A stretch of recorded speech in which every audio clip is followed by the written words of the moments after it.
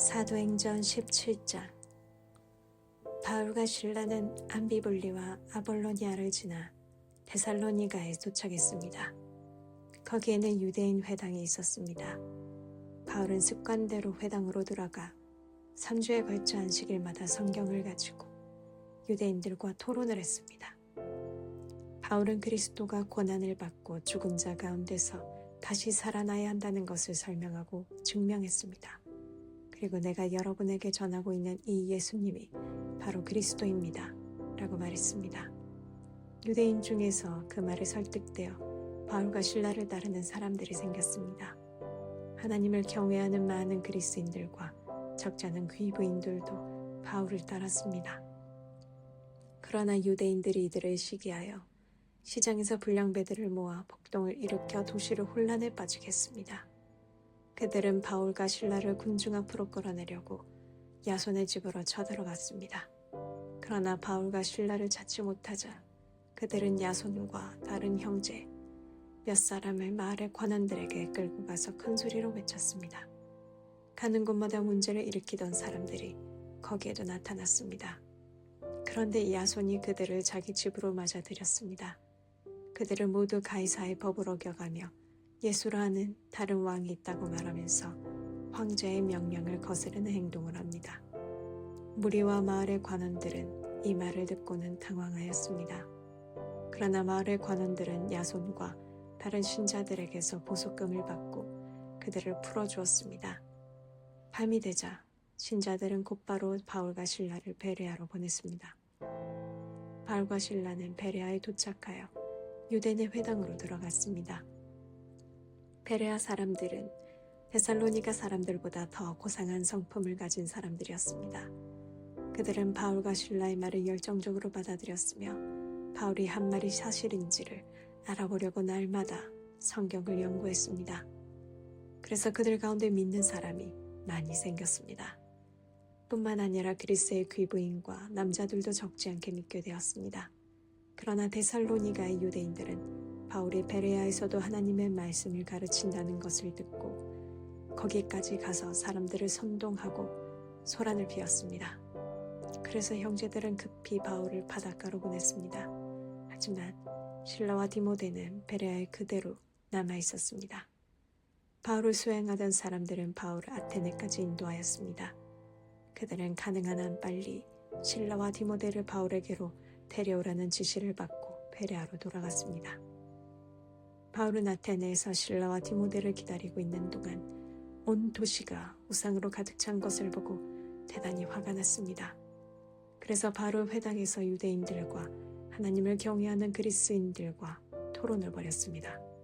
그리고 광장에서 만나는 사람들과도 날마다 토론하였습니다.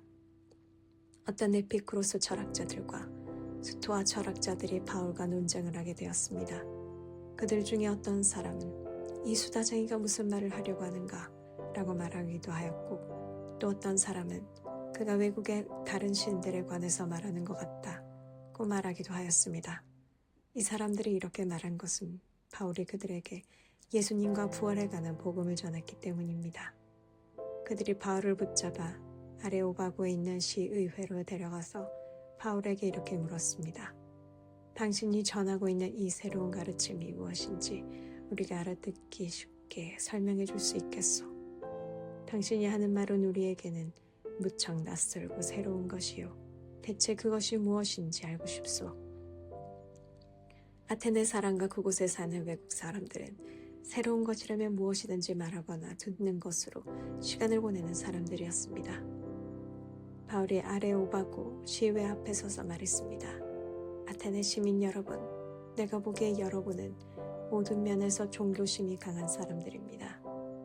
내가 이곳저곳을 돌아다니면서 여러분이 섬기는 것을 자세히 보았는데 그 중에서 알지 못하는 신에게 라는 글을 새긴 제단도 보았습니다. 그러므로 여러분이 알지도 못하고 섬기는 그 신에 대해 여러분에게 알려드리겠습니다. 그분은 온 세상과 그 안에 있는 모든 것을 창조하신 하나님으로서 하늘과 땅의 주님이시며 사람이 지은 신전에서 살지 않으십니다. 또한 이 하나님께서는 모든 사람에게 생명과 호흡과 모든 것을 주시는 분이시기 때문에 무엇인가 부족한 면이 있어서 사람의 손으로 섬겨야 하는 분이 아닙니다. 하나님께서는 한 사람으로부터 세계 모든 인류를 만들어 땅 위에 살게 하셨습니다. 그리고 그들이 살 시대와 지역의 경계를 정해주셨습니다. 이렇게 하신 것은 사람들이 하나님을 찾기를 바라시기 때문입니다.